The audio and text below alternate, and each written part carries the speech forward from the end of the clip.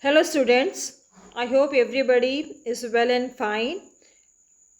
And now I'm here with you continuation of the chapter 2 Sound of Music part 2, that is Shehnai of Bismillah Khan. The Sound of Music, the Shehnai of Bismillah Khan. Now here the writer about the author. This is already I have discussed in your first previous part, that is Evelyn Glenine, about the author. Deborah Barron Coley was born on 1806. She passed away in 1849 at the age of 43. Deborah Coley, an Ottawa-based writer, a broadcaster, had been a successful writer of her period. She had been a famous writer of her period who traveled across the world while writing articles for Reader Digest. Her writing had been translated to various languages. She worked for CBC television in London and Egypt. Caro Doctor of Courage, One Woman Journey. A few are of famous writing. She has been the member of Writer Union of Canada since 201, which gives us a clue she must have passed away in the recent year. Now, introduction of the lesson. The lesson is about Ustad Bismillah Khan. He was a renowned Shehnai player in India. He is a legend because he did something which has historical significance. He played the Shehnai on the day India got independence, that is 15th August 1947, at the Red Fort, before the Prime Minister of India, Pandit Jawaharlal Nehru, gave his speech. Before that, Bismillah Khan played the Shehnai in order to signify something auspicious, something for the whole country was about to happen. India was about to get freedom, and so on that occasion, the Shehnai, and he is a legend. Now, a biography of Ustad Bismillah Khan.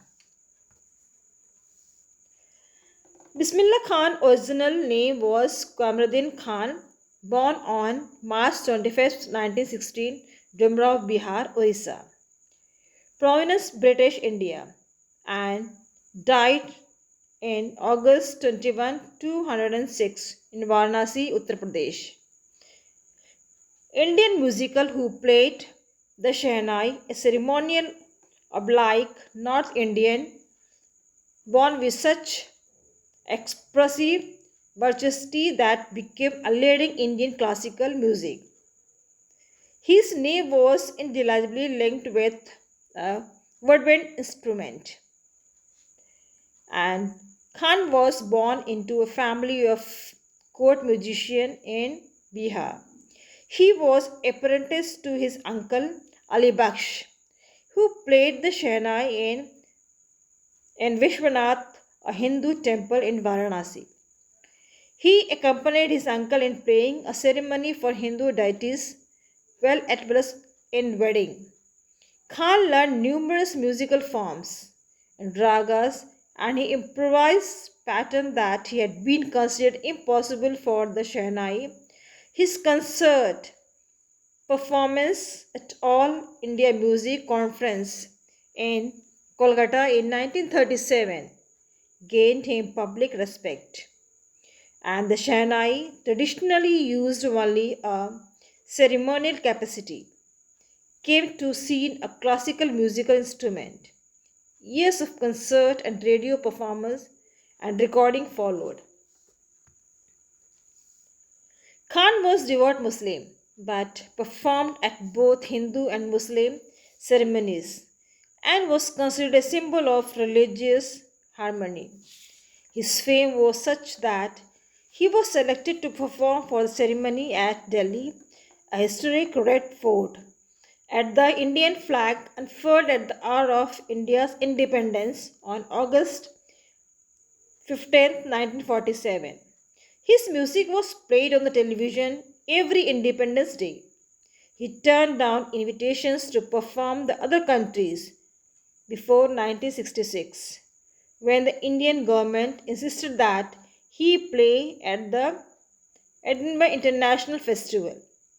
This gained him following the West, and he continued to appear in the Europe and North America.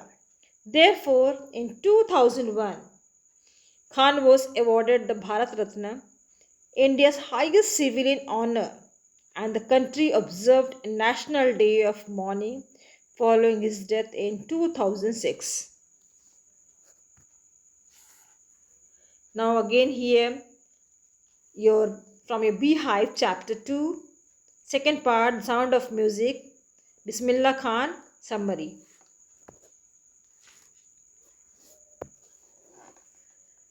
The chapter Sound of Music, part 2nd, Shehnai of Bismillah Khan, focuses on development and evolution of Shehnai and Bismillah Khan's role in bringing into the international stage. Emperor Aurangzeb banned the playing of the musical instrument called pungi in rural residential areas because of high-pitched and unpleasant sound. However, a barber from a family of musicians decided to improve the sound quality of the pungi. For this purpose, he chose a pipe with a natural hollow stem and that was longer and broader than the pungi and made many holes in the body of the hole, that pipe. When played at the pipe by closing and opening some of the holes, soft and melodious sounds were produced. The barber played the instrument before the royal court, and everyone was impressed with the sound quality of this new instrument. The instrument greatly different from the pungi and so had to be named since it was first played in the Shah's chambers and was played by a nai, that is barber. This new instrument came to known as a Shehnai. Ustad Bismillah Khan, credible, and he was the one owner who made this, bringing the Shehnai to the national and international classical stage. Bismillah Khan belonged to a famous family of Shehnai player from Bihar.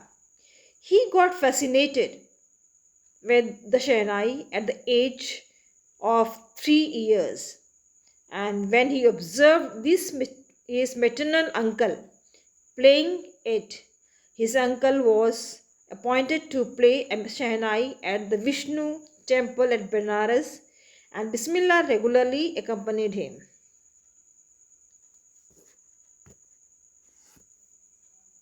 He started taking music lessons on playing the Shehnai. He practiced playing the instrument on bank of the Ganga, where the flowing water inspired him to invent new ragas. He started playing the Shehnai on All India Radio in 1938 and became the first Indian to greet the newly independent country on 15th August 1947. The king of Afghanistan became so fascinated by Bismillah music that he gifted him expensive Persian carpet. Vijay Bhatt named a film Goonj Uthi Shehnai after being impressed by his music at the festival. He has played at the Lincoln Center Hall, the United States of America, the World Exposition in Montreal Cannes Art Festival, and the Osaka Trade Fair. He also enjoys the honor of having the auditorium Tahar Mosque Ustad Bismillah Khan named after him. He is proud recipient of Padma Shri, the Padma Bhushan and Padma Vibhushan and the Bharat Ratna. His life exemplifies the rich cultural heritage of India. Now here short paragraph of Bismillah Khan.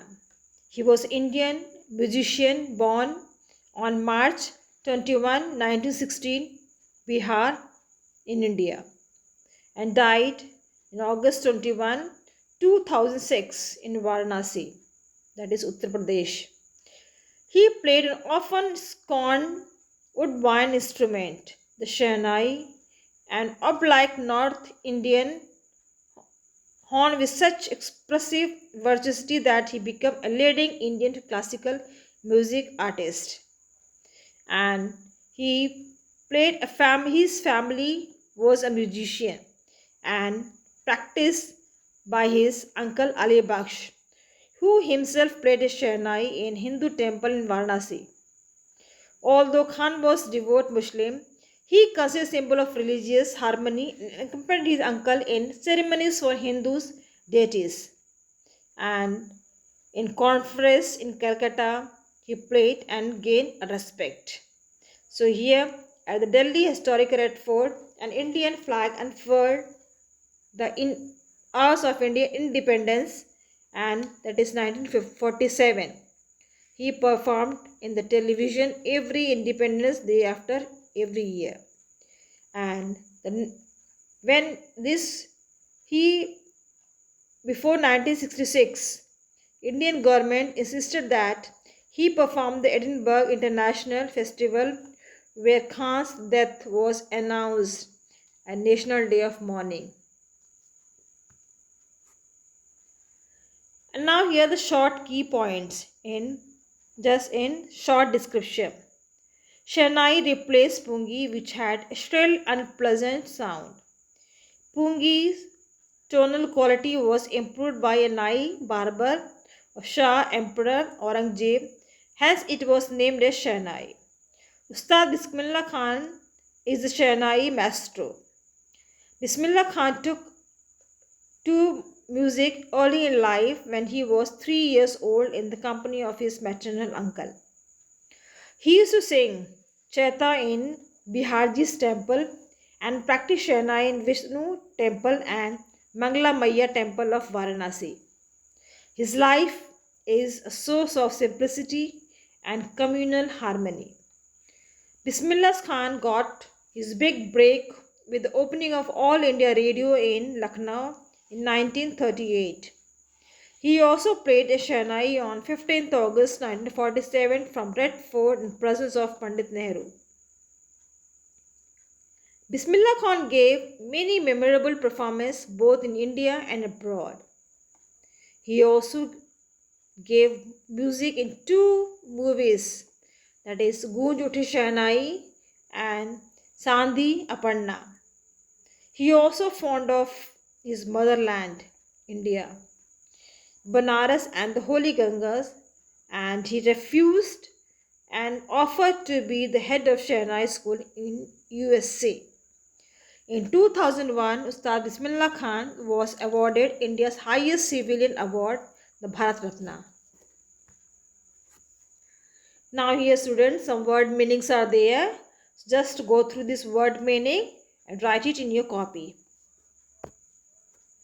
Some short questions, answers are also there. Just for your understanding, read it, and that is also mentioned in your copy. You should do it. And lastly, it is for your self-assessment. So please again read this and find out the question answer and complete in your copy. So with this, thank you students.